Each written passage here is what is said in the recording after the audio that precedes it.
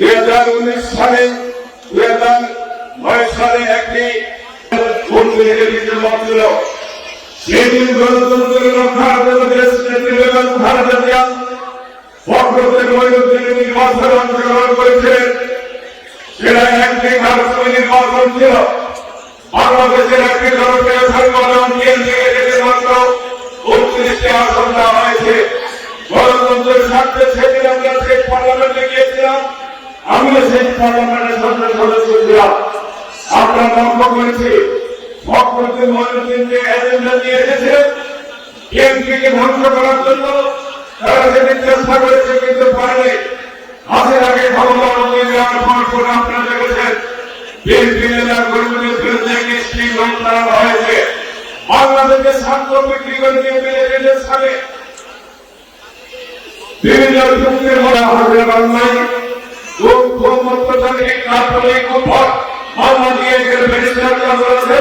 তারা চেষ্টা করলে সেই কথা শুনে নাই।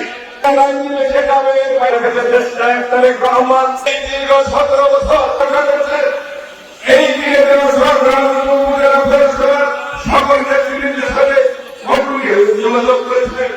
আপনারা লক্ষ্য করেছেন বাংলাদেশের এমন কোন জেলা উপজেলা ছিল না যেখানে আমাদের নেতৃবৃন্দকে গ্রেফতার করা হয়নি, যেখানে আমাদের নেতৃবৃন্দ বঞ্চিত হয়নি, যেখানে আপনার নেতৃবৃন্দ গুম হয়ে না হওয়ার নেতৃবৃন্দ হাসপাতালে কাজ করেছেন না।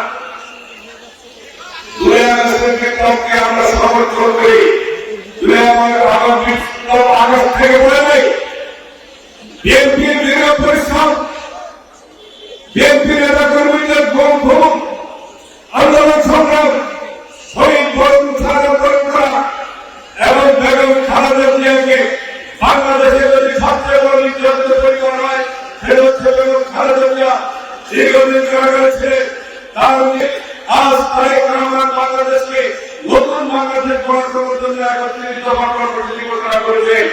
ইতিমধ্যে আমাদের নেতৃত্ব বলেছেন প্রত্যেকটি গ্রামে, প্রত্যেকটি বাড়িতে, প্রত্যেকটি মহল্লায় আমরা আগামী দিনে বাংলাদেশ নির্মাণের জন্য বাংলাদেশে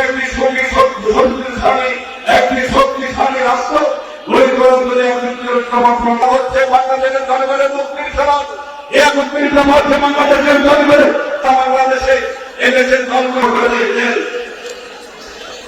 সময় লাগবে, তারপর আমরা বিভিন্ন কারণে সময় দেওয়া হয়েছে। এটা ব্যর্থ হয়ে আমাদের ব্যর্থ আসবে। আমরা তাদেরকে সংস্কারের একটা নির্দিষ্ট সময় থাকে, সংস্কারের একটা ব্যবস্থা আছে, সংস্কারের একটা কর্মনিয়ত প্রসেস, এটা নির্দিষ্ট সময় সংস্কার করতে হবে না। এগুলো শেষ করে বন্ধুরা আমরা নির্বাচন দাবি করছি। আইন শৃঙ্খলা করা অবনতি পাঠিয়ে গ্রেপ্তার করলে আইন শৃঙ্খলা উন্নতি হবে না। এদেশের পুলিশ বাহিনীকে হাসিনা যেভাবে দলীয়করণ করেছে, বাংলাদেশে আন্দোলনকে থামানোর জন্য অবদান সৃষ্টি করা হয়েছে, এইভাবে শেষ হবে না। এটা একটা নির্বাচিত সরকারের প্রয়োজন। এই নির্বাচিত সরকারের আইন শৃঙ্খলা উন্নতি করতে পারবে। নির্বাচন নিয়ে কোনো কথা না, বাংলাদেশ রাজনৈতিক দল ছেড়ে করবে না। আমাদের নেতা তারেক রহমান করেছেন আমরা একা সরকার গঠন করবো না। বাংলাদেশের আন্দোলন সংগ্রামের সমন্বয়ের রাজনৈতিক দল ইতিমধ্যে 2 ফেব্রুয়ারি ছাড়া আন্দোলন করেছে। আমরা সকলের সমন্বয়ে আগামী দিনে বাংলাদেশকে গড়ে তোলার জন্য একটা সর্বদলীয় সরকার গঠন করবো। দিল্লিকে রাস্তায় পরিণত করতে যাচ্ছি। এখন আপনাদের দায়িত্ব হচ্ছে কিভাবে হারাবে সিভিল প্রশাসন, বিভিন্ন প্রশাসনিক কর্মকর্তা, আইন প্রয়োগ সংস্থা এবং এই হাসিনার পরিবারের সদস্যরা, আওয়ামী লীগের সদস্যরা এই টাকা ফেরত আনতে হবে। এই সমস্ত হাজার হাজার কোটি টাকা তারা লুটপাট করেছে, তারা আমাদেরকে বিদেশে পাড়ি জমিয়েছে, চীনে এসেছে, তাদের সম্পত্তি আছে, এগুলো বিরুদ্ধে বাজার করতে হবে। আর এই সমস্ত সম্পত্তি অবৈধ মানুষের লুটপাটের টাকা, এই টাকা বিরোধের সম্পত্তি অনেক করেছে, সময়ের মধ্যে শেষ করবে। তারা এখানে সরকারের কাছে নিয়েছেন দপ্তর হিসেবে হয়েছে সরকারের করা হচ্ছে। তারা প্রতিষ্ঠা করতে করেছে। আর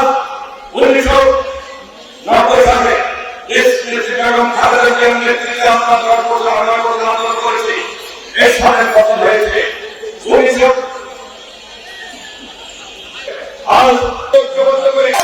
আমাদের বাংলাদেশের বহু টাকা আছে বহু রকমের ষড়যন্ত্র চক্রান্ত করে দিয়ে সেখানে 6 লাখ টাকার